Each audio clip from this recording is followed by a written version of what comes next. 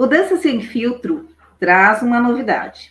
Um livro, Dança na Arte, no Esporte e na Educação, que foi organizado por mim e o Antônio Carlos de Quadros Júnior.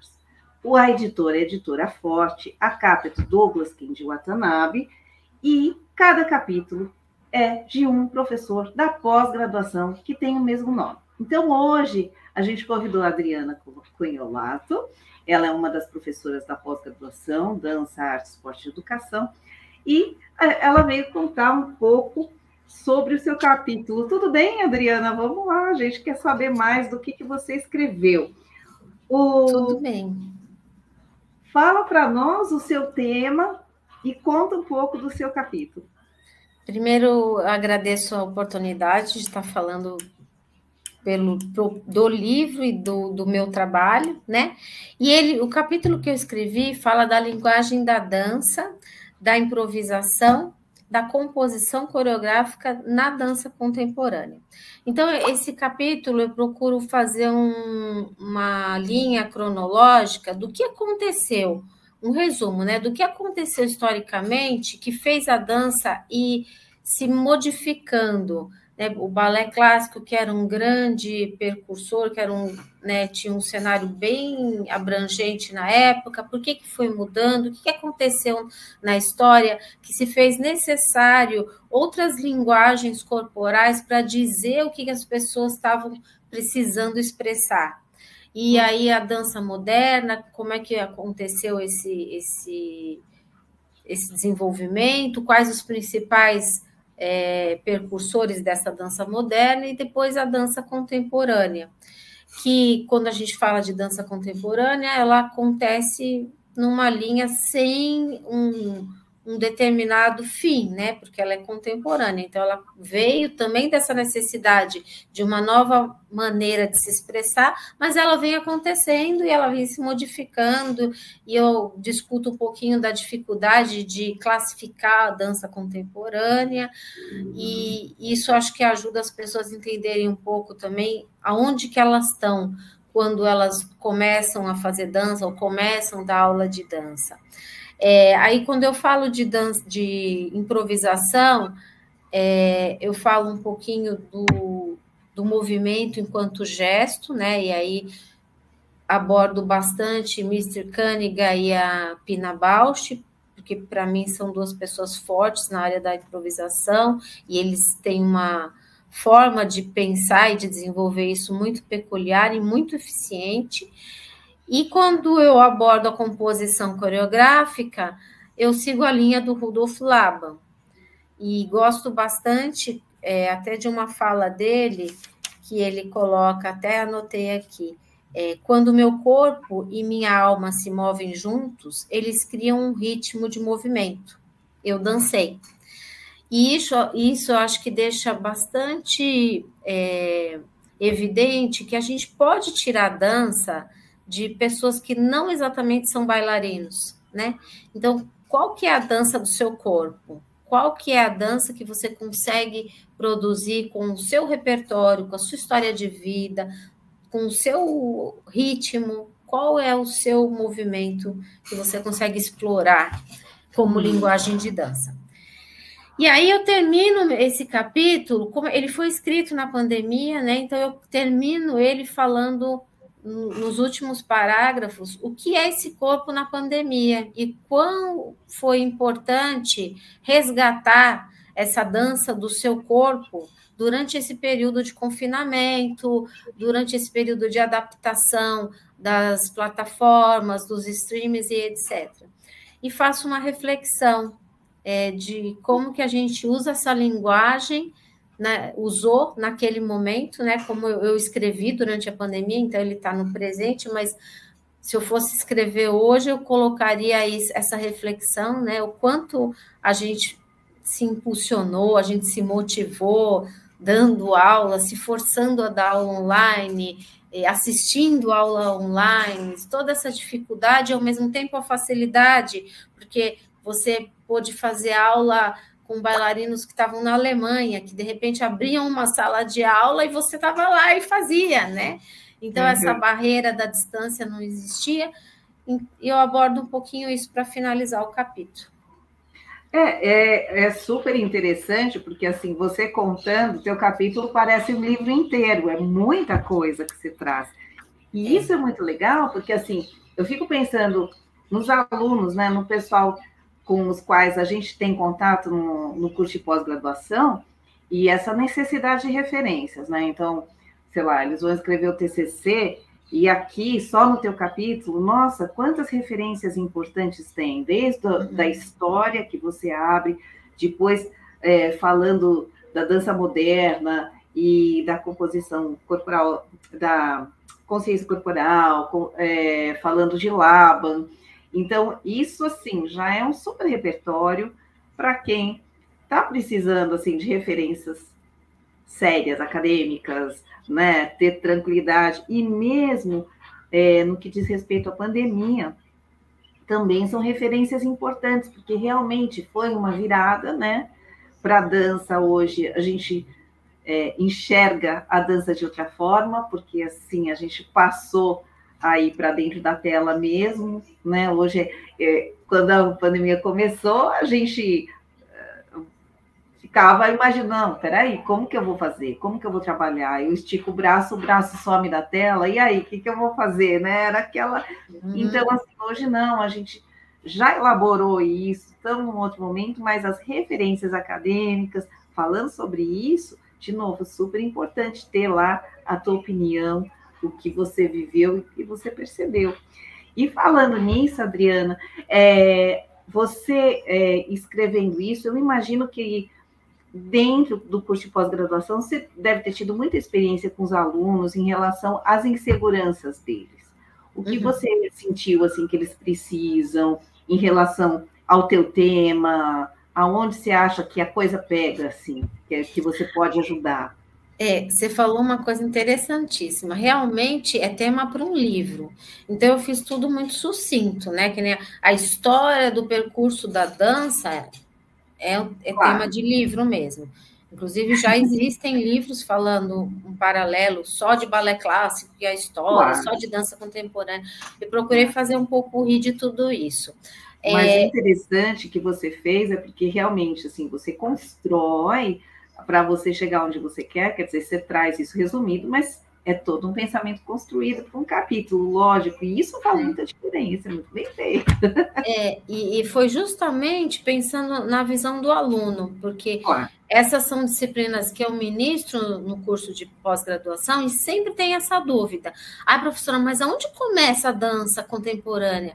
Mas mesmo a dança moderna sendo estabelecida, não acabou o balé clássico, mas por quê? O que é dança contemporânea? Então, eu parti muito das perguntas que eles me faziam em aula, para tentar sanar as dúvidas de uma maneira muito básica, muito rasteira mesmo, para ter um patamar para a gente começar a discutir outras coisas em cima disso, né? E até aonde estamos e para onde vamos com a dança no mundo, no Brasil, em São Paulo, em algumas referências de políticas públicas e de programas públicos de dança que a gente vê surgindo e às vezes sendo abalado pelas mudanças de governo. Então, eu pensei nisso e dança, e quando eu falo de composição, eu acho que toda formação, mesmo quem tem formação de dança ou quem tem formação de educação física, fica com uma certa lacuna. Como eu componho coreografia? A faculdade de dança ainda me dá isso mais focado, né? Mas a faculdade de educação física é muito en passant.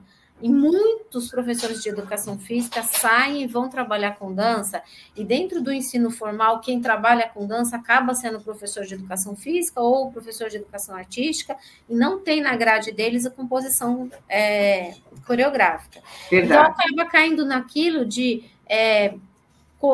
copiar uma coreografia que já existe, colocar um videoclipe lá para o aluno copiar, e o aluno mesmo faz a cópia e não tem nenhuma reflexão artística por trás. Então, eu me preocupei de novo dessa base, da onde pode partir.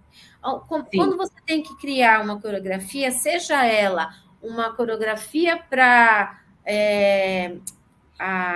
festa junina da escola, seja a coreografia da academia de final de ano, ou seja um balé encomendado que você tenha para uma companhia já estabelecida, você parte da onde? Você parte do repertório das pessoas que você tem. E aí é muito importante esse reconhecimento de território que o Laban fala, do corpo que está ali, quais as linguagens desse corpo, quais os gestos que esse corpo consegue fazer para você partir para o ato cênico. E quando eu falo de improvisação, eu também parto desse estudo que a Pina Bausch e Merce Kaniga fazem, que é o estudo dos corpos, não tanto a técnica, como a gente... Né? Eu tenho formação de balé clássico, então eu vim de uma escola muito... A técnica é tudo, a técnica tem que... Sim, é muito importante, mas quando você fala de composição, de improvisação, a técnica, ela vem dar um suporte bom, mas você resgata outras coisas, que são a essência de movimento, que são qualidades de movimento, que pode vir pela técnica, mas pode vir por outros meios de quem não tem técnica. Se você pega de idosas, por exemplo, que você dá aula de dança, às vezes não tem a técnica, e não vai ter, não tem tempo mais para trabalhar a técnica. Da onde você resgata essa qualidade para o movimento sair legal para uma apresentação? Então, eu procurei abordar um pouco isso. É muito interessante, porque, assim, o que você traz é uma abertura muito maior, porque, assim, parte para o cultural, parte para o material que você tem, né? O material humano que você tem, e o que acontece ali, como as pessoas são, o que elas pensam, até onde elas vão, até onde elas acreditam que elas podem ir, quer dizer, é muito mais sensível, e isso é bastante interessante, porque eu vejo muito, hoje tem curso de tudo, né? Tudo tem especialista, tudo tem curso, e a gente vê uma superficialidade muito grande. Então, é muito mais fácil alguém chegar na internet e falar assim, olha, eu vou vender um curso de coreografia, você faz A, depois B, depois C. Você, né? E aí faz aquela sequencinha, uma sequencinha, não é uma composição coreográfica, né? É um pacote. É uma receita. Né? É uma receita, ok, para quem está desesperado, talvez ajude, mas não, isso não é uma composição coreográfica. O artístico aí tá jogado às traças, né? Mas, assim, e a sensibilidade toda que você está falando, né? De verificar todo o panorama, e não só o A, depois o B, depois o C, não é isso, né? Mas que me preocupa, honestamente, me preocupa, porque, assim, está tudo muito raso, como se fosse a solução. E é o que você falou. Dança contemporânea dá para definir? Não dá, é difícil, porque ela não acabou. Ela está em construção. Constante evolução e transformação, e tem coisas que você gosta, e tem coisas que você não gosta, e tem coisas que acabam, e tem coisas que continuam. E como se define isso? Daí vem alguém e fala, dança contemporânea começou em data tal e terminou em data tal. É muito mais fácil. Mas certo não é, né? É fácil, mas não é o que vai acrescentar para a gente no mundo da dança e na linguagem da dança, principalmente. Claro, não, até um desserviço, eu diria, né? Porque parece uma receita fácil, né? Simplifica, dá a data de início e a data de fim, era assim e transformou em assado. Só que são inverdades, né? Não adianta transformar numa coisa fácil. Não é fácil. Existe uma análise sociológica, filosófica, traz um conteúdo imenso que não termina por trás da dança, né? O movimento em si. É muito mais. Enfim, a gente vai fazendo a nossa parte, né? O livro, eu espero que realmente a gente chegue às pessoas e provoque essas reflexões. Bom, falando em reflexões, olha só. Acho que todo mundo hoje é múltiplo. Eu sei que você faz muitas coisas, e além do conteúdo aí do teu capítulo, eu queria que você contasse um pouco aí das tuas atividades, o que você vem fazendo, o que anda acontecendo aí, como foi esse último ano. Eu tenho formação em dança e em educação física, né? Então eu sou múltipla mesmo, porque são duas áreas que abrem um leque bem grande. Eu trabalho dentro da universidade, né, federal, a Unifesp. Lá a gente tem um projeto de pesquisa com bailarinos que a gente avalia como está a saúde desse bailarino em relação à parte metabólica. E a gente vê bastante problema de lesões em bailarinos, então a gente avalia o porquê dessas lesões. Nós estamos em construção, o projeto está ainda em coleta de dados, e a gente vê bastante já bailarinos que têm problemas mesmo de estrutura óssea, problema de falta de cálcio, falta de proteínas, que acabam levando a lesões por conta do overuse, né? Sem descanso, ensaia demais, não tem o tempo de descanso ideal, não come ideal, então o balanço energético acaba tá sempre deficiente, e aí a gente vem pesquisando isso, e o interessante é que quando a gente chega nas grandes companhias, a gente não tem uma adesão boa, porque, na verdade, a quem interessa a saúde dos bailarinos, né?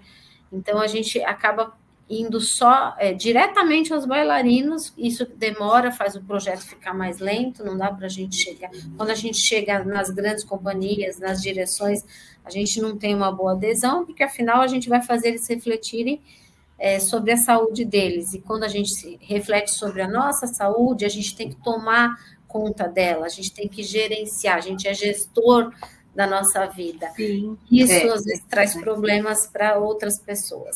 Não, mas eu imagino mesmo que você enfrente esses problemas, porque em relação às grandes companhias, você de fora apontar que o trabalho não está indo numa direção boa, apesar de ser uma companhia famosa, que está vendendo bem os ingressos, né, que está tendo sucesso internacional, às vezes você falar assim, não, você está acabando com a saúde dos bailarinos, né? Eles vão ter uma carreira encurtada por conta do trabalho que vocês estão fazendo. Isso é ofensa. Eles se sentem extremamente ofendidos. Acompanhei algumas histórias, que não vem ao caso aqui, eu não posso citar, mas é difícil justamente encarar essa verdade. Só que vamos combinar isso assim, é ignorância mesmo, não tem outra palavra, porque você está deixando de se cuidar para continuar trabalhando. Então, não dá para entender. Uma companhia vai terminar mais cedo, né? Vai ter que trocar os bailarinos mais cedo. Eu acho que isso também vem ao encontro de uma outra esfera da minha vida que eu trabalho, como professora do ensino formal, que aí tem bastante coerência com essa outra problemática, isso que a gente falou dos bailarinos. Eu trabalho em escola, com ensino formal, e eu vejo também essa deficiência do pensamento coletivo, né? A gente sabe que as aulas de educação física e de arte são os caminhos que a gente encontra para abordar o corpo, para o aluno, fazer o adolescente, a criança pensar no movimento consciente. Só que esses caminhos estão cada vez mais escassos, né? O governo de São Paulo, por exemplo, tirou metade das aulas de educação física do currículo tradicional.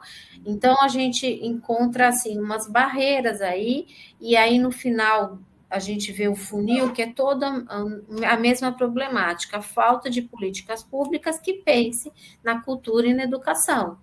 Então, por que as grandes companhias, elas têm essa resistência em pensar na saúde do bailarino? Porque elas também não têm incentivo para sobreviver. Então, elas não podem assumir que o bailarino precisa de descanso, precisa de convênio médico e etc., porque elas não têm condições de bancar isso, elas não têm ajuda governamental nenhuma para bancar isso.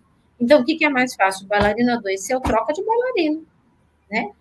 Aí o bailarino com 30 anos já está todo comprometido em termos musculares e articulares.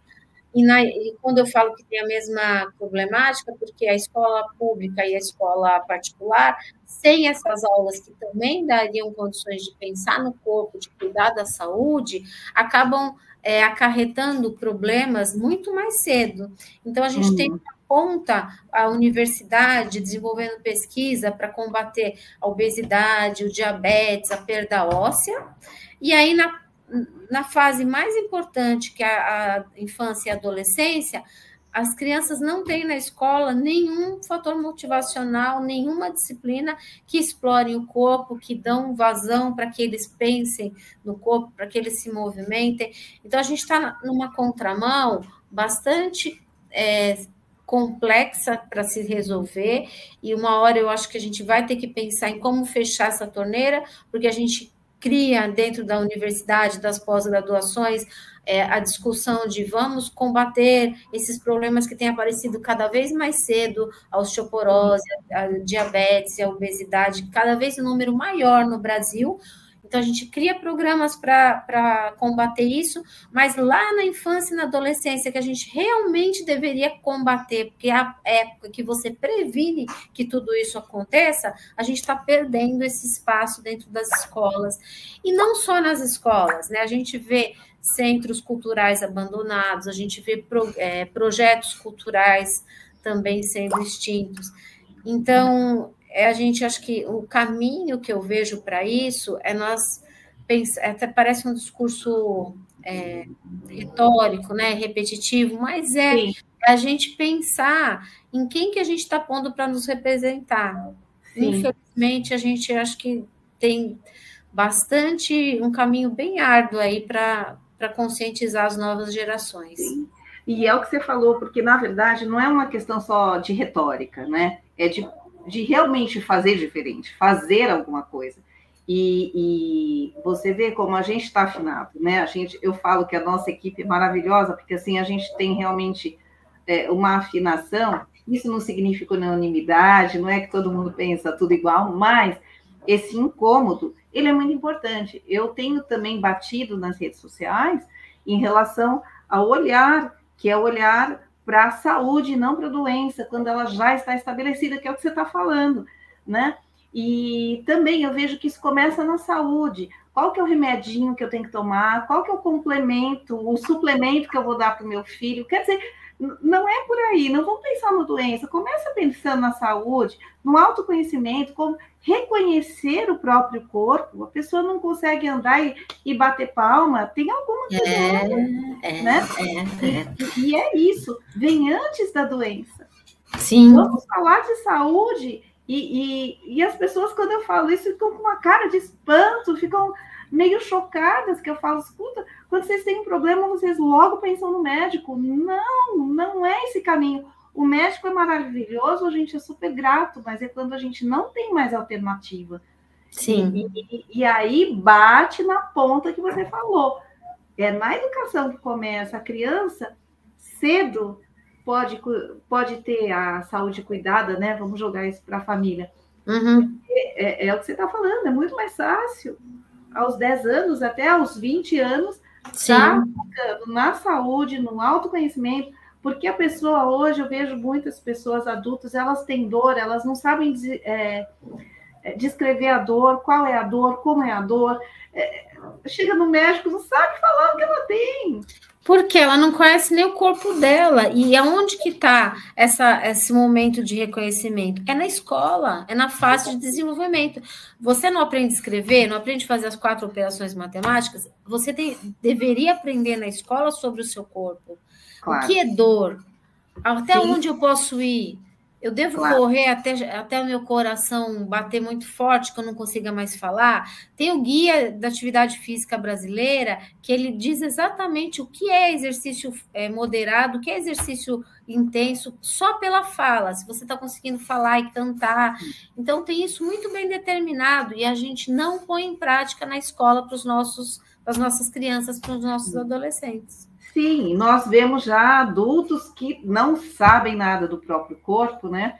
E daí, assim, faz aqueles julgamentos totalmente tortos, né? Do tipo, vou ficar parado porque aí eu melhoro. Quer dizer, enfim, são coisas que só levam à destruição mesmo da saúde do corpo.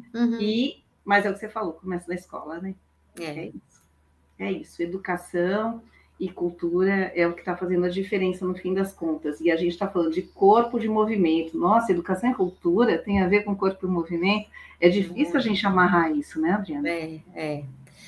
E eu acho que vai ter um caminho de colapso e que vai ter uma reviravolta, onde as pessoas vão precisar buscar esse autoconhecimento. Já existem, né? Porque, por exemplo, você vai em academias hoje, existem muito mais alternativas de aula que pensam na consciência do movimento do que tinha 10 anos atrás. Sim. O cardápio de aula era só performático antes. Agora Sim. não, você tem aula de yoga mesmo, né? Cresceu pra caramba. Yoga cresceu, você tem ginástica postural, você tem umas aulas que são outras propostas, não só performática. Sim. Então, eu acho que isso já tem acontecido, é um movimento sutil, mas tende a crescer quando as pessoas se conscientizarem de que a saúde começa quando a gente nasce, e não quando a gente está velho. Excelente, excelente. É isso. E não adianta ficar comprando bolinha, né, o remedinho para ou correr para a estética também, né? Aquela coisa artificial, sempre.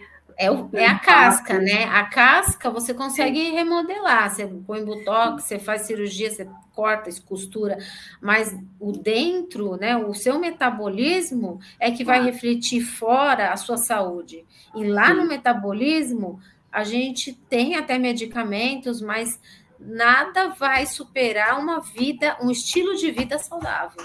Sim. Que é comer bem, se exercitar, conhecer o seu corpo, dormir bem, comer comida, não é abrir coisa, abrir pílula, abrir pozinho. É comer arroz, feijão, né?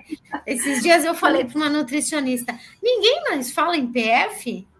Prato feito? Que era arroz, feijão e uma proteína e uma saladinha. Esse é o melhor complemento, é a melhor proteção para o corpo. E é o que eu falo ainda, viu, Adriana? Que tem alguns caras eleitos agora que todo mundo ouve, eles são muito bons mesmo, né? Mas eu falo assim, gente, mas eles falam tudo que minha avó falava, né? Porque a gente tá falando de PF, o que é isso? Não era o que a avó falava? Comer direito? A avó não tinha laranja na mesa? Todos os dias comer uma laranja? Falava assim, nossa senhora, né? Eu nunca mais comi laranja, eu só compro suco feito. Então, assim, aí a gente passa a enxergar, uai, eu nem sei descascar uma laranja, né? Acho que o pessoal nem sabe mais descascar laranja. Mas é isso, essas coisas. É melhor eu comprar uma vitamina C e tá tudo certo. E é por aí. Chega a conta. Mas a nossa sorte, porque a nossa profissão depende do movimento, é que não existe dança em cápsula, né? Não existe um pozinho que faz você dançar, não existe um pozinho, um comprimido que faz você sair correndo e ser bom na corrida. Sim. Isso é trabalho diário, isso é estilo de vida que você vai desenvolvendo. Então, a gente vai ter que voltar aos primórdios mesmo e ver que o movimento que a nossa avó tinha um conhecimento empírico, mas que ele é fundamental para se viver bem. Isso, é isso mesmo. E o longo prazo, né? Que é outra coisa que a gente não vê mais, né? Nada é a longo prazo, mas os bons resultados e os bons trabalhos vem com o tempo, né? Adriana, muito obrigado, foi ótimo. Acho que a gente conversou muitas coisas legais e fica aqui o convite para a gente conversar mais, porque é o que você tem conteúdo aí para livros. E a gente adora falar, então é ótimo. Obrigada pelo convite, viu? Obrigada, Tchau. Valeu.